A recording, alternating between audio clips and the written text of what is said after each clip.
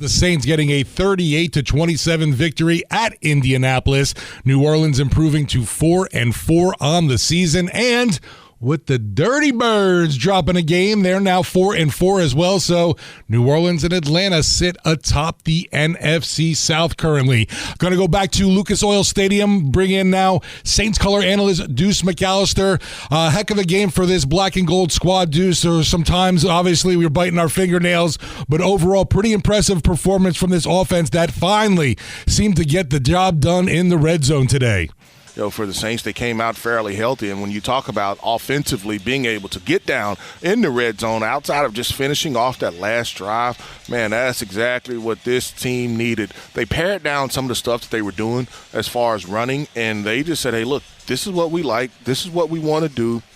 And you go out and execute it. And so from just being disciplined as a runner, from being disciplined as a passer, everybody kind of did their job. And that's really what this team is going to have to be. You don't have to have anybody out there trying to be Superman and trying to, kind of reinvent the wheel for you. Just go out and do your job. Go out and execute, and normally good things will happen.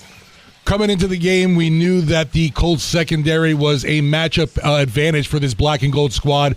But, Deuce, I come away from this game really impressed with their commitment to that run game. All in all, everyone ends up averaging on the day 4.5 yards per carry. That's definitely the best showing so far this season from this group.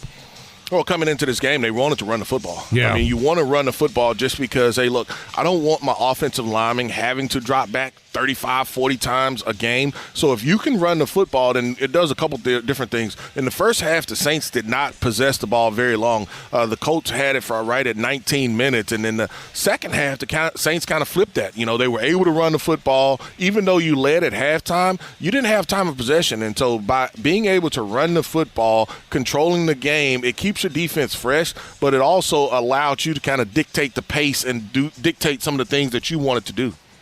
Lots of great individual performances. Obviously, Taysom Hill, 2 scores on the day. His powerful running was key to sparking this offense. But also, man, what can you say? Rashid Shaheed, 3 catches, 153 yards, and a score. Definitely a guy we're looking forward to more of that from, Deuce. Well, you definitely want to get him probably a little bit more involved, not just explosive plays. He's a threat. He is a threat. You have some playmakers on this offense. We already knew that. It was basically those guys being able to get on the same page and being able to execute and take advantage of some of those things. But when you have a guy with his type of speed matched up with a guy that probably normally would not be playing defensively, you have to take advantage of it. And so when the Saints needed it, that's exactly what they did, and Rashid made it pay off for him. Shout out to the Saints defense who made Gardner Minshew uncomfortable during the game.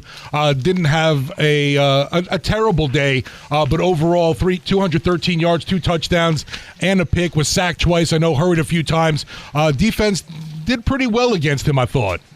Yeah, defense did pretty well against him. I thought that they gave up some runs, and even one of the touchdowns there at the end, you've got 2 guys in position to make a play that don't make a play, and then you go back to whether it was Lattimore or and somebody else had a shot at an interception or 2. I think it was Howden that had a shot at an interception too. The Saints should have had more than 1 interception. And Paulson Adebo, he does an outstanding job on his coverage to be able to make that interception. And I think what's critical in that situation is he didn't just try to go down in the end zone, because his momentum would have took him down. They would have said he caught the football at the 2-yard line, and we know what happened earlier to us in the Superdome, where we made a key interception, and then he ended up with something bad happening right there before you, right there at the goal line. And so, outstanding job of taking it out, and now you're on the move offensively. So you're putting yourselves in pretty good position.